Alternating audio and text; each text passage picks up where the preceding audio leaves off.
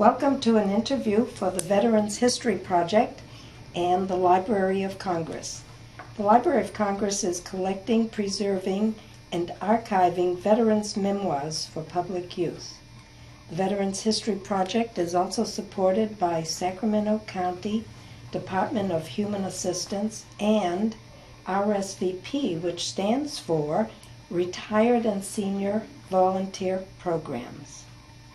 Today is July 30th, 2004, and this interview is taking place at the RSVP office located at 3727 Marconi Avenue, Sacramento, California.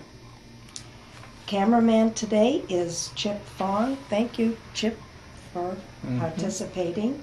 I am Jackie Walden, retired anthropologist, and we are interviewing Robert R. Stever, who was born on July 26, 1917, in Nevada. He currently resides in Sacramento, California. He served in the Army, World War II, in the European Theater from August of 1942 through December of 1945. Captain Stever received the Purple Heart plus other awards. Bob, may I call you Bob? Of course. Okay, good. That's what I go by. Easier.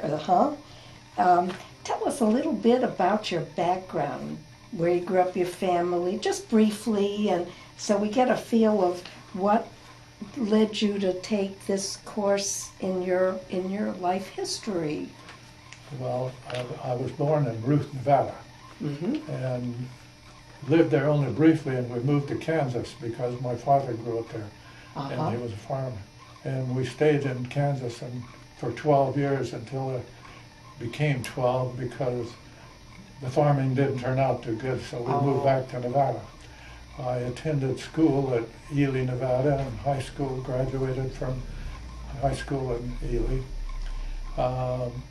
Was active in athletics and played football and basketball through grade school and high school, and played a little town team ball afterwards. And one of the coaches said he could give me a scholarship to Flagstaff, Arizona, Northern California Teachers College at that time. So I went there. For 1 year, and because the scholarship, I worked from a board room, and we didn't have much money, and besides, I had already been working with Penny Company for several years in high school. And when I came back, they had built a new store, and they said, "You've got enough education. you better come to work." And so I did. And I worked until 1944 when I was drafted into the service. On December 44? No. 42. 42. Okay, so you're about what age now? I'm 87. Yeah, that's but right. At that time, Happy birthday, by the way. Just I was about 24 years. About 24. I missed my place sometime. But anyway. You were working on December the 7th, 1941. At that time, I had already been called in for examination, and I was put in 4F. And on December the 7th, 1941, me and some friends were out duck hunting in one of the ranches in Nevada, and we heard of the attack on Pearl Harbor at that time, and thought between ourselves that being in 4F wasn't going to be a popular thing to do. So I had a friend who was a doctor, and I asked him what to do about high blood pressure. That was the reason you were classified as 4F. And he said, before you go to have the examination, take a dose of Salopatica and a couple of aspirin. And it worked. And so I was drafted. What is salopatic? Is it It's an a aspirin? laxative. Oh, it's a. It's a laxative. Oh, But, and when I went into Fort Benning, for Fort Lewis, Utah. oh. And Well, back up a second. You said that you were in a classified 4F, but that was before Pearl Harbor. oh yes, yes. Oh, was this the what they call the peacetime army, or? Yes, that's right. So- They had administrated the draft, and they were calling people up, and further, a lot of people went into the service, but not in proportion to the number that went in after Pearl Harbor. Well, I went in through the reception center there at Fort Douglas, and because I could type and because I had been working in a store, they kept me there as part of the cadre. I stayed there for at least 3 months, and about that time they thought I should be transferred to another reception center in Arlington, California.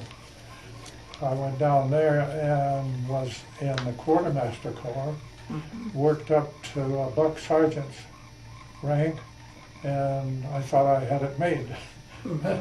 And then they decided that they didn't need that reception center anymore. Everyone was going to go into the infantry. And they said that I was eligible for OCS. So they said, well, you have to make a choice. And I said, well, I'll take quartermaster. Well, they said you have to make 2 choices because the first one may not be. Oh. And that's the way it turned out. Quartermaster McCarm wasn't open, so I was called into the infantry OCS at Fort Benning, Georgia. Excuse me if I show my ignorance, but would you define quartermaster? Well, that's the people who do all the supplying for the services. They do, and that's what we were doing there at Fort Benning, was supplying soldiers. Well, originally at Fort Douglas, what state was that in? Utah, Fort Douglas, Utah. Okay. Salt Lake. And we were there at Fort Benning in June, July, and August. And Fort Benning and June, July, and August in Fort Benning is the 3 hottest months of the year. And it was very hot. And because I had always been in reception centers, I had no basic training. And most of the guys who went to Fort Benning as officers training had either been in ROTC or had been in the Army and worked up to the possibility of going to OCS. So I had no basic training at all.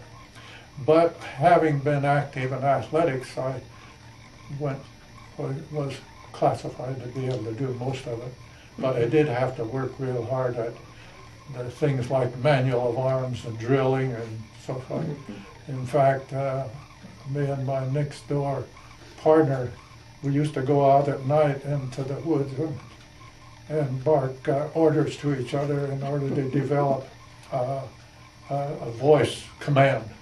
Oh, how And interesting. although I thought that there were times that I might be washed out of this thing, I made it through. And then after graduating, I was sent to Texas and in fact, I was on maneuvers in Louisiana with the 103rd Division. And in the 103rd Division was the doctor who told me how to read. And What a his name coincidence. was Dr. Ted Ross. But I was not in that division too long. I was sent to Texas at that time, and we were in a training battalion, and shortly after being there in, let's see, it was like in November when we were called up to be, well, no, I had got to take a trip home. Was given a leave, and I went home, and right after I got home, then we were sent overseas. Well, my friend there lived in Minnesota, and I'd just been home, so there was no reason to go home again. So we rode together to Minnesota and had a delay en route and stopped off and visited he and his family in Grand Rapids, Minnesota. Then from there we went to the debarkation area. Was in a convoy that went to Ireland, and in Ireland I was assigned to the 1st Infantry Division in England. What is the year? This is 40. Well, that was in 43, 1943. We were in. By the time you'd finish Yeah. all that training and so forth, then And was shipped then out. I joined the 1st Infantry Division that had been in Africa and Sicily, and then they were sent to England for training for the invasion on D-Day. Yes. Bob, you had a map that showed your overall route, not the details, but just if you could just show us overall where. Well, I want to tell you Your about a little bit experience. about when I joined the 1st Division. I was part of the cadre that were excess members to take the place of casualties, and because they knew on D-Day that was going to be the case. So when I went in, the 1st Division hit Omaha Beach. The 16th Regiment of the 1st Division was the Spearhead Regiment. My regiment was the 18th Regiment, and we were the second wave to hit the beach. The 16th were almost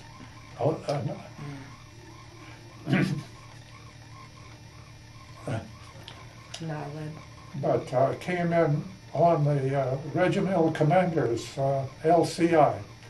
And as we were coming in on D-Day, I could see this cruiser, a Navy cruiser, come cruising in along the beach. And because they were having so much trouble, most of those fellows landed at 6:30 in the morning. It was 10:30 when we landed, and they were not off the beach yet. But this cruiser, I'm sure, had a big influence on us getting off the beach, because as he got in and got his big guns aimed at those fortresses on the side of the hill. And I know he knocked a lot of them out, which made it possible for to get off the beach. But as we landed, the LCI hit the first obstacle in the water. He says, "This is where you guys get off." So we jumped into the water. I went in first, and I hit solid ground. And then I took one step forward and sunk. But we came in with big life jackets vests underneath, and you inflate them and they blow you up. But as we were landing in the water, they were sniping at us. You could see the bullets striking the water. And the last man that I had coming down got hit in the ladder, and they pulled him back up on the beach. But we were able to swim into the land and got over into the protection that the others guys did. And a lieutenant colonel from the 1st Division said, "The only kind of people that are going to be left on this beach are those that are dead now and those that are going to die unless we get off this beach." And we were able to get off the beach. And we were supposed to assemble at Colville, Samir, which was not very far inland, but that was as far as we got the first day. That's a town. Yeah, it's a little small town, just like half a mile off the beach. Well, the next morning, I was assigned a platoon because I was a new kid on the block. They assigned my platoon to lead the battalion office. And we moved out and we were moving pretty well until we were attacked by 3 machine guns at the same time. In the process, we didn't move fast enough, so the battalion sent the company up, and so they moved in on both sides, and the machines got them and knocked a lot of them out, so they didn't go any further. Then they brought up a platoon of tanks, and the platoon of tanks hadn't had any experience in combat. And as they pulled into the road, we guys were all in the ditches, and the guy on the machine gun started mowing, and several guys were hit in that. But the tanks went out, and then it became dark, and they couldn't move anymore. The next morning, they said, "You're going to lead again." So I did that, and that was, I started to say, this was the invasion. We came in Omaha Beach. You see that? Omaha Beach. And we went as far as Comont. That's where we went until July 26th, which I remember because that was my birthday. And we made the breakthrough out of the beachhead. And we started this way towards Mortain. And we moved into Mortain, and we're looking down upon Mortain. I was out checking my platoon as we do at night, check to make sure people are awake. And the Germans sent over Bed Check Charlie, who was the plane he dropped chandelier flares, and he picked up the tanks that had moved into our area for the breakthrough across France. I was in a little road between 2 hedgerows, and hedgerows were they were about 4 to 6 feet wide and 4 or 5 feet high. When he dropped his marker, which indicated, hey, there's targets in here, the planes started coming in and started bombing. And I was quite, I was very impressed with the German people for all the bombing that they had begun. And I could hear this one bomb coming, and I thought, boy, he's got my name on it. And I knew it was going to be real close, and I hugged that side of that trench, and it hit, and I thought, oh, it's a dud. But it landed on the other side of the hedgerow for me, and it was delayed action, and it blew, and I thought I was going to be buried with all the dirt to come up. But the next day I looked, and it blew a hole big enough to put a half-track in. So I was just very lucky that I did.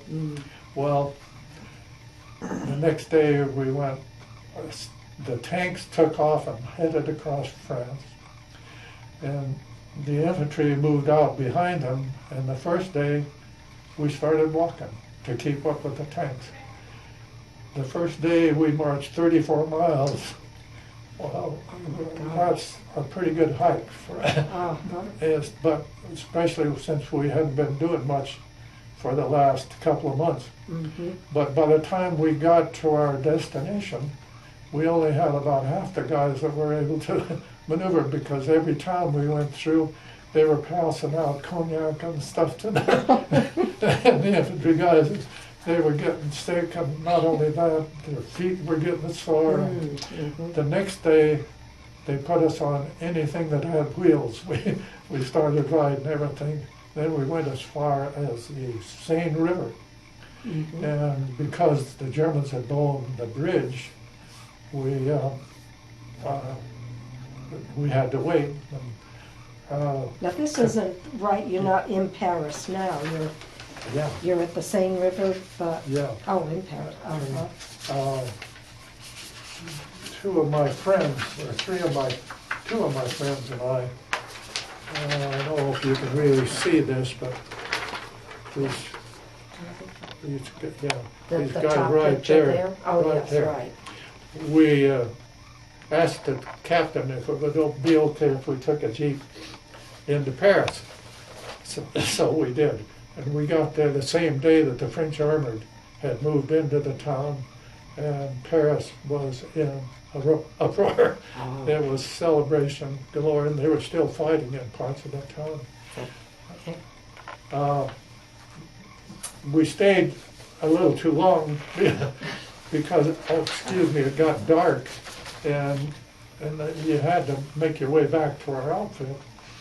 We made it okay, but it was very difficult because we could only use blackout lights, and we sort of must have had to feel our way back to our What's a blackout light? That's a very dim light. Sounds like an oxymoron to me. It gives you no light at all. Oh. But then from there, we went on across France. And at that particular time, the Germans were trying to get back to Germany, and we were trying to get to Germany before they did. And when we'd move into a town, we put a circular defense around town because the Germans would always moved at night because they couldn't move in the daytimes because our planes were not going to. In this one particular video, I don't remember the name of the town, but the Germans hit during the night. They had quite a big organization, and they fought all night long trying to get through town. And the next day, they all surrendered because they were through. Oh. And in that process, a couple of there's one man who was a machine gunner annihilated a lot of Germans in that thing, and he won the Congressional Medal of Honor for his service at that. Was that one of the pictures in, It must be in one of these over here.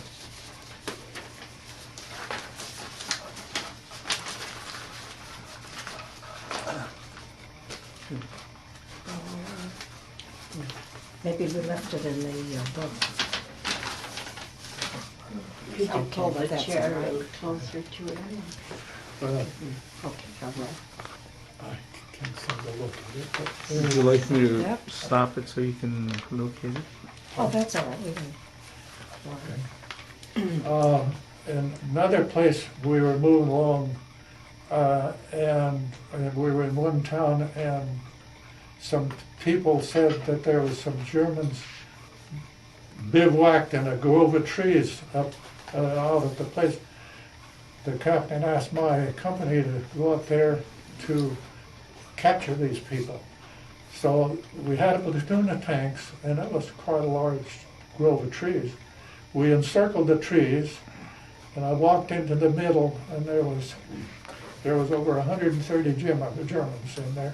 They were all asleep, at least they pretended to be.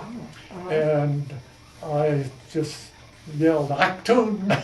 And they all started getting up, but only one man made an attempt to grab a weapon, and he was annihilated. But in the process, this was an ACAC outfit who were people that would shoot at airplanes, and they all wore pistols.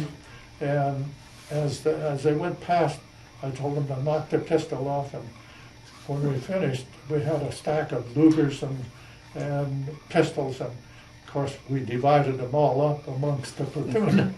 And How many Germans did you say were in this? 130 were in there. And we hauled them all in. But Germans were being captured very heavy at that particular time. They were trying to get back to Germany. They could only move at night because our planes were just knocking them out. And What did you do with the prisoners after they were captured? what did we do with them? Well, Physically, where? we just take them back to a place where MPs and stuff would take them over and take them on back to places where they were put in some sort of Detainee a camps or camp. something? Yeah. Oh. From there, we went on up to Aachen, Germany, which was the first big town in Germany that was captured. We encircled Aachen, and then in order for us to attack the Siegfried Line, which was in behind Aachen, they moved in a French unit to replace us while we attacked the Siegfried Line in behind. What does Siegfried Siegfried Line was the mean? big retaining wall that Germans had put around Germany. The French had the Maginot Line, but the Germans went through the Maginot Line real fast when they took over France. But this was a very substantial, with pillboxes and dragon's teeth, which were the big cement blocks that were to trap the tanks as they went in to go through. Well, our platoon or our company, our battalion was not the first ones to go into that, so we really came out pretty well. But after we captured the Siegfried Line, then we were put into a defense in the town of Verlautenheide. And we had to defend on both sides. We had to defend against the Germans trying to get in to relieve the guys in the city, and then the guys in the city trying to get out. And it was in the process of defending this, my platoon was on the front line one evening, and we heard some machine gun fire going off up the street a ways, and our platoon was staggered up into another platoon further up. I asked my platoon sergeant to go up and check and see what was going on. And he got up there, and the squad had left the line and gone into a building, and he'd run in the back door. They thought he was a German, and they shot him. But he came running all the way back with a bullet hole through his shoulder. So then I decided I'd better go up there and see what was going on. So I went up and I went in with a bang and caught them all out, and I gave them quite a bit of a lecture for being inside the building instead of outside. And then I decided, well, I better go up and see this was a rainy night, dark, rainy night, and in order to get up to the next platoon headquarters, I had to go through a fence and through a hedgerow and down a long aisle. And I went into the back door of their platoon, and I said, "You guys heard anything going on up here?" And they said, "No, nothing." Well, as I came back out, I saw a shadow. And I stepped and give it a shot. It was a German. And they started getting up there. A line of Germans that got up there on me. I pulled my automatic carbine, and I just started shooting. And they started running and went through the fence and hired Conrad. And they all wanted to surrender.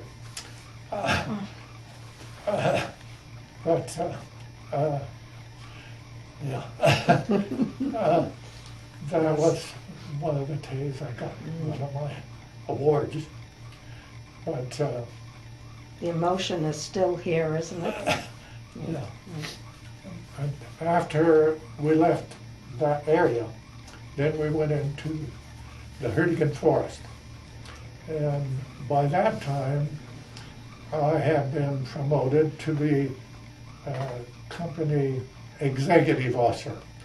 That's second in command, because we'd been getting replacements from our losses.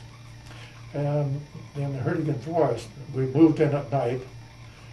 It was on a road intersection, and the Germans had it already sealed in, or zeroed in, with artillery and mortar fire. And our casualties were very heavy because a pillbox was not sufficient. You had to have a pillbox with a roof over it. And we lost a lot of men that first night. And in the process, the next day, we were making an attack. We were supposed to attack into the Hurtigan Forest. There were two companies going to make the attack. They were laying out an artillery barrage into the forest, a lot of artillery. And we were supposed to jump off at this particular time, two companies.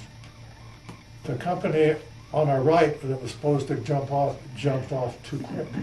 And they were out there under the artillery barrage and had immense casualties.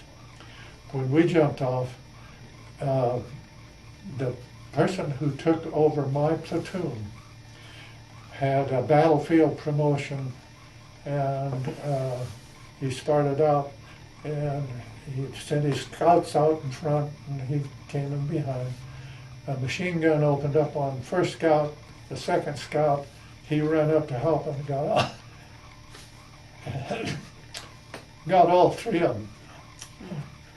So we went on in and to the forest and reached our destination. And it happened to be Thanksgiving Day. And they sent up, hand carried us up Thanksgiving dinner in carton boxes.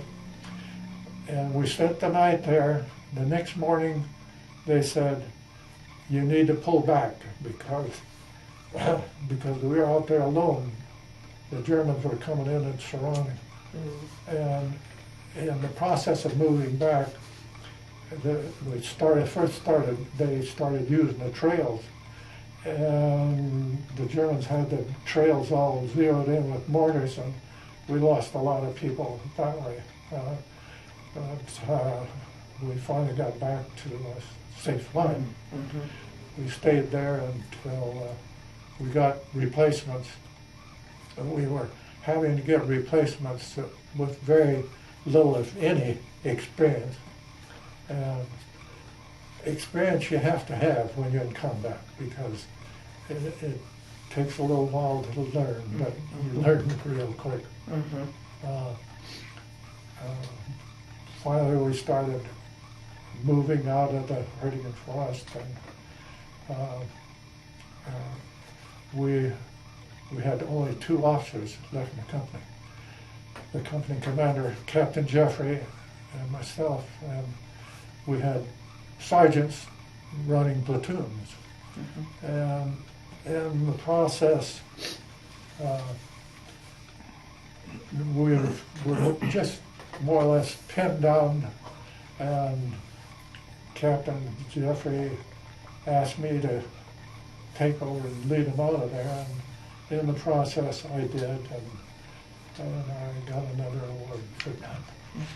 Is that I know that you received a Purple Heart. Well, the Purple Heart I got later. Oh, Yeah. these are awards Am for... I getting too far or too much? No, doing fine. Okay. What kind of awards are those? Silver Star. Silver Star. And we finally made it out of the Hurtigan Forest, out into the plains, going towards the Rhine River. And the Germans had a line out there they're holding. They took the Germans had an outpost out there, it's kind of a ranch house, and they took one of our platoons to go out and see if they could take that ranch house over. They had a platoon of tanks, went out there and took it over. Germans were excellent soldiers, most of them. And they moved in, took over the place, but in about half hour, they counterattacked and captured the whole platoon. But later on, we were pulled out. Our company was pulled out. We went into a rest area, and I had an opportunity to go back to Paris for a little R&R. And when I came back, Captain Jeffrey said that they are sending him back to the States for staff and command school, that they were making me company commander. So we were there long enough to get a few replacements, and about just 2 or 3 days later, they said the Bulge had started, and we were moved up to the Bulge, and we moved in to hold the sides of the corridor. The Germans made their path through. We were holding the sides to keep them from spreading out. And we were right close to Malmedy, where the Germans had captured a bunch of the guys in their process of moving through.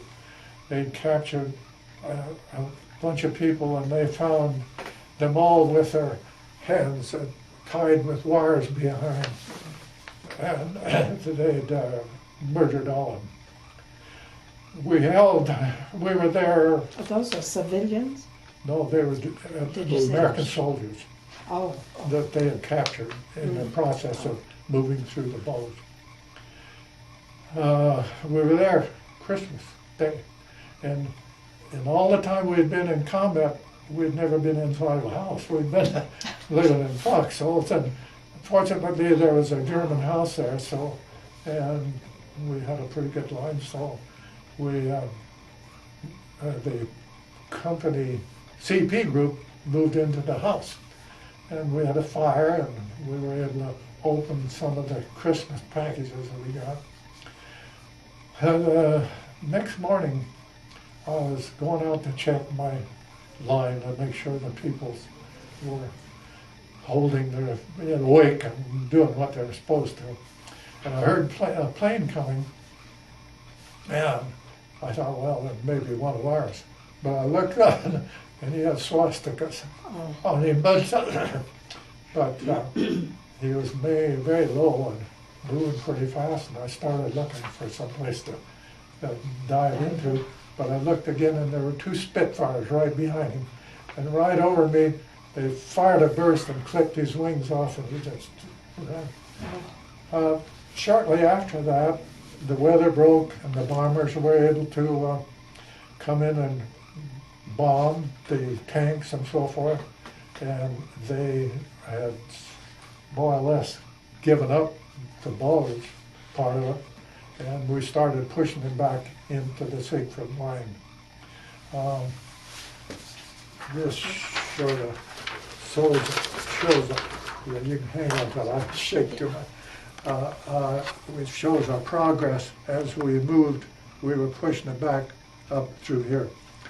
We got up to the Siegfried line, and the higher echelon wanted us to,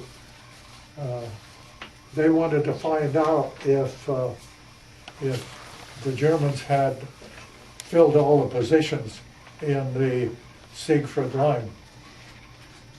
And so they asked my company to attack the Siegfried line. And we attacked in the dark. And a little town of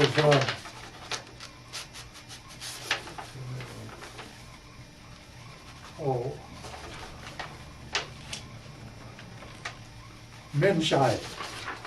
Menshire. And I got 2 platoons into the town. I got 2 platoons into the little town of Menshire, but I went back to where my company CP group was, and by that time it's getting lighter. You're getting light, and the German machine gun was firing from one of the pillboxes back there. I had 1 platoon in reserves, and I sent a runner back to make sure they'd come forward. Nothing, he didn't come back, so I had to go see what he was doing. And I went over a little knoll, and the machine gunner took me under fire. Well, I couldn't go back, and I had the snow was kind of deep, and my only protection I could see were these dragon's teeth up here that we come through. That's those black marks. Those are dragon's teeth. And I was able to bake it into those dragon's teeth, and he was chipping the cement off those things. And I worked down the ways a little far enough where I could see a little mound of dirt. And so I ran over and dived down behind the mound of dirt, and I was there. In fact, I just went to sleep. And one of our self-propelled guns had come up, and I could hear him firing. So I thought, well, maybe he knocked out that gun. So I got up and started walking back down to where I knew we had a pillbox that we had captured. And I got down to that pillbox, and I'll just go on up to where my platoons were, because I figured my platoon CP group had gone someplace. But as I started to walk past, he opened up on me again with a machine gun. And I just turned around and started to dive into the trench, and he hit me. And it went through both legs, went in this side, out there, in there, and it was lodged on the back of my. Well, because I knew we had guys inside the pillbox, I yelled at them and told them that I was hit, but don't come out there. This guy was still shooting. So they had German prisoners in there, and they brought the German prisoners out and hauled me into the pillbox. And we stayed. They were using them as decoys, so to speak, or? Well, yes, yeah. Okay. The German prisoner wouldn't shoot his own Right. guys necessarily. But we were in there all night long until the next morning. And the next morning, using German prisoners, we marched out, and they carried, there was 1 or 2 other guys in there that carried us out to where we could get up on a jeep and haul us back to the battalion aid station. Wow. And then I went to Paris and was there briefly in the hospital, and then went all the way back to England till I became, and during this time, because my wounds were pretty well infected because of things that I was there in the hospital for 6 weeks before they ever did any surgery on my legs. Really? Oh. Because they were doing hot poultices to get all the infection. And Did then they after, have penicillin then? oh yes, I was they taking did? penicillin, Oh. but yeah, and in fact they also used something else when they did the temporary surgery on me at the battalion station. They used sodium pentothal, which was brand new. And I said, "What's that?" He gave me a shot, and he said, "That's to put you to sleep." And I thought, "Boy, it works fine." Very neat. Send it on over. Uh, Oh my, that's, that was about my extent of combat, but whoa. when I became well and ambulatory, they said, "Do you want to go back to your outfit, or do you want to go back home?" We heard that if we went back home, it was right on over to Japan. By the way, I was a first lieutenant company commander, and so I went back to my outfit. They gave me my company back. They made me a captain, and then I found out that I had enough points to get out, and I came home. And then the war was over too. So. Oh, my. But you were still, according to your paper here, you were still in the service until, oh no, it was, well, December of 45. Yes, so in fact, after. I got my discharge in December, even though Wow.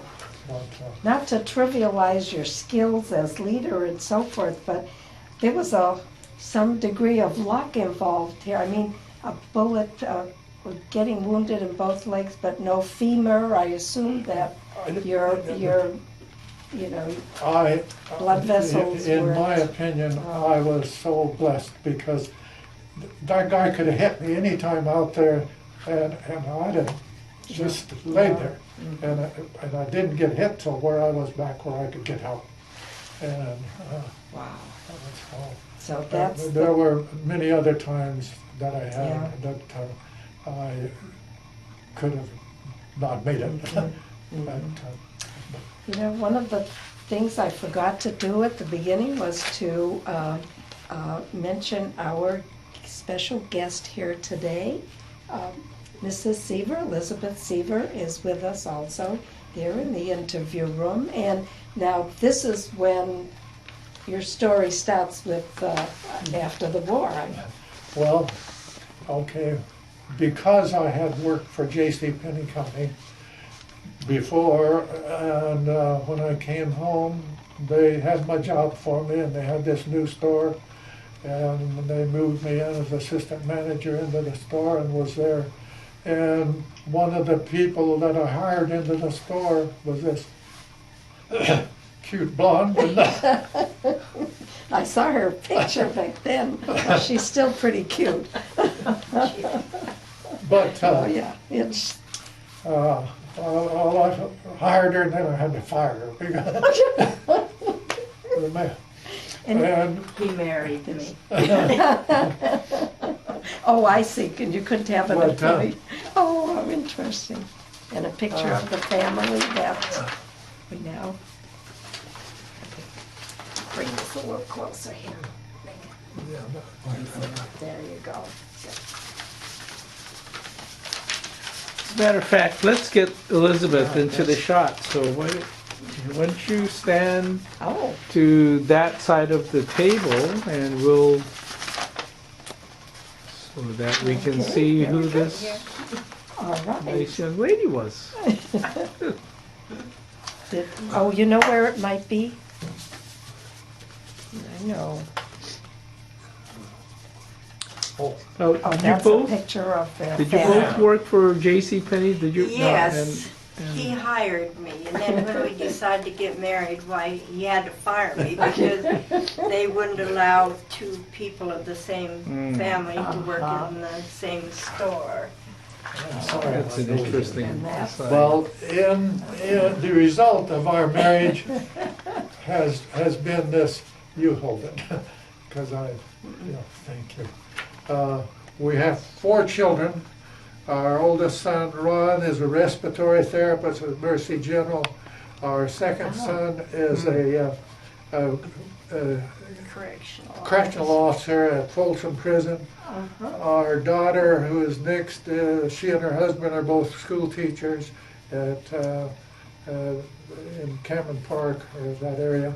And our young son has been in the entertainment business in New York. Oh, we didn't get, I know we're getting very close to, we have what, about 7 minutes left? There's the Yeah, photo of you yeah. This and is your awards. when I first got my commission. That's the Silver Star, the Purple Heart, the Bronze Star. This is the European Theater of Operation. This is the Theater of Operation with 4 battle stars. Oh, I see See the them. little- Uh-huh. Yeah. They're I think this they're is, tiny. And that's my cap. This is a combat infantry badge that you get. And the other two European, I don't remember. I don't remember. I don't know if you're interested in, this was my family before. We did. Yeah, There's quite an institution of this was the day before I entered the service, and I had 4 brothers and 1 sister. And that's you down. This down is there. me, and this is my sister, and we're the only 2 left of the family. So Bob, tell us a little bit about do we have a few more minutes? Okay, a little bit about the background of your family, the military institution. Oh, Your yes, family yes, goes quite yes. a ways In fact, back. I was not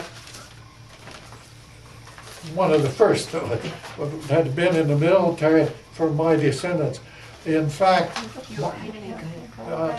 Yeah, we can my hold it for.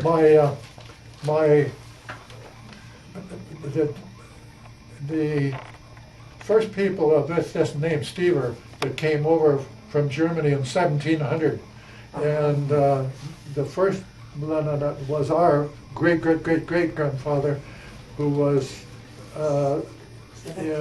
he fought in the French and Indian War, and then I had this one. Washington. Yeah. That's you a more had- recent one. I had. No. I had a descendant. Civil War. That's a Civil War. Can you I had a does that descendant show up pretty well? Who was in the Revolutionary War. Wow. And he had been a sergeant and became a lieutenant. Then my father's uncle, my great uncle, fought in the Civil War and was wounded at Fredericksburg, and he was a lieutenant. I'd not known of any who fought in World War I, but maybe there has been.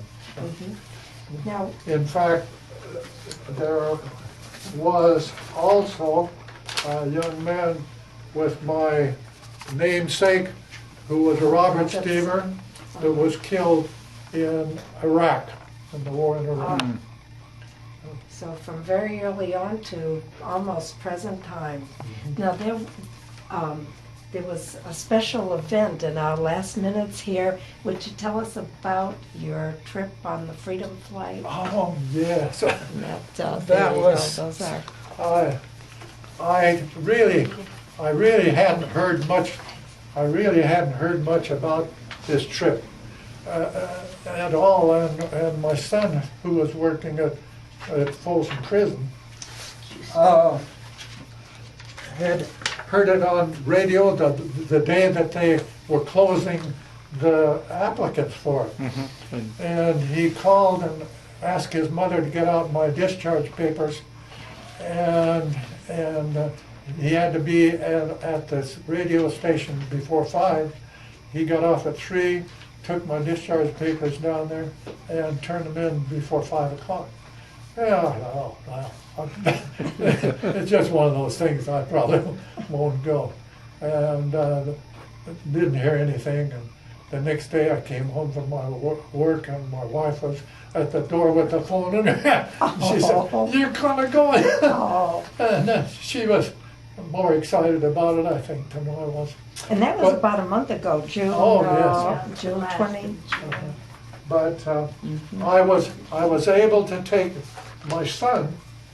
I don't know if you can pick that up, but Okay, the World With War me? II Memorial. Now, this is brand new, yeah, the memorial. yeah, and one of Did you get that? One of the men that I met there was also in the 1st Division. He was the company commander of the H Company, who was involved where the man won the Congressional Medal of Honor for, and he went in Africa, Sicily, all across France and Germany. He went to the end. Go He ahead and had show that. and this is at the memorial. That's one of the people that I met there. I can't remember his name, but Wow, what a thrill, huh? it was a wonderful trip, and we had, and they were so good to us. And there were 71. There was 71. They said that there veterans. were 400 applicants. 71 of us were Got to picked. go on a And chartered they flight. said that they had some money left over, Oh. and they were planning on doing this again. Uh-huh. So I would advise anybody who has a war experience to be sure and get your name in, because it's a very worthwhile trip. They were all from the Sacramento area? Oh, yes, they were all from Sacramento area. Mhm. But Yeah.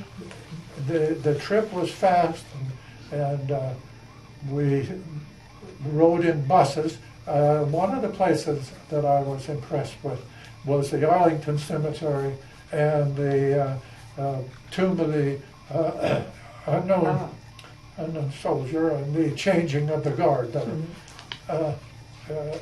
Military experience makes you Right. sort of touched by that sort of thing. Was that your first visit there? First visit into Washington, D.C. You brought a couple of hats. Oh, I'm sorry. No, go ahead. Well, yeah. That Well, looked, one of the units that I joined was the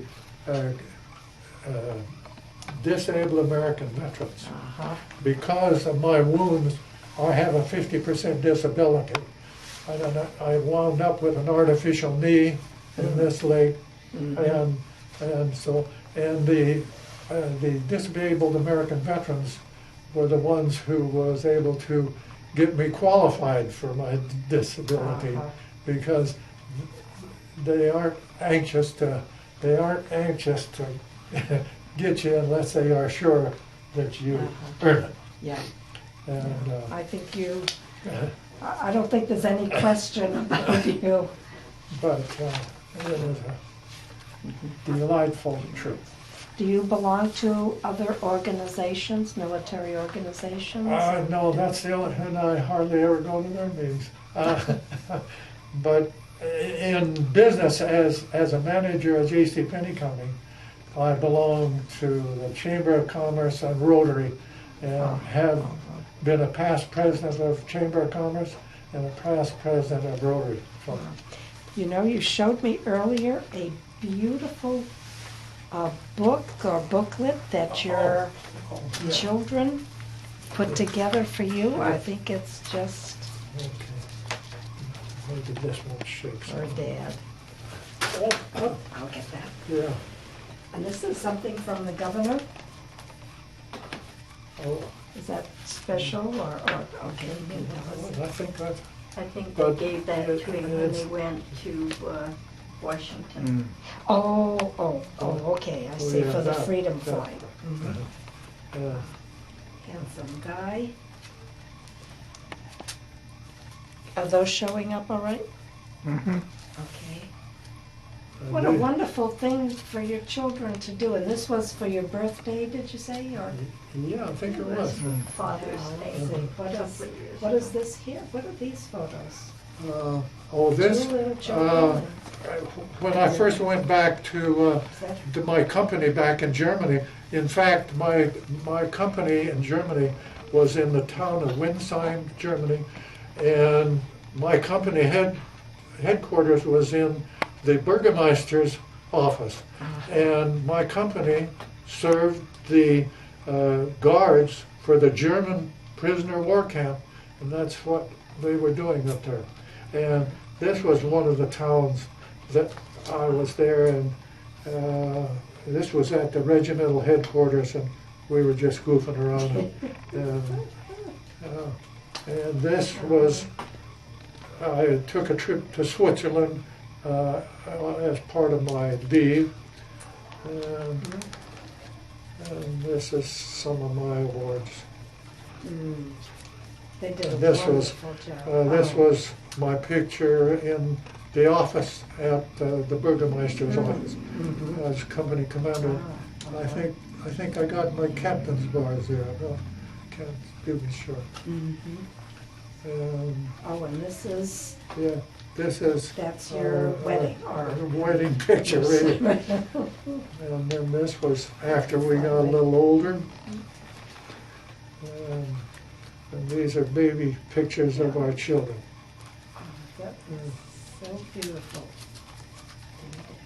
Oh, that is a wonderful, wonderful memorial, and just, And plus then- you And also then put together your memoirs. I wrote my story.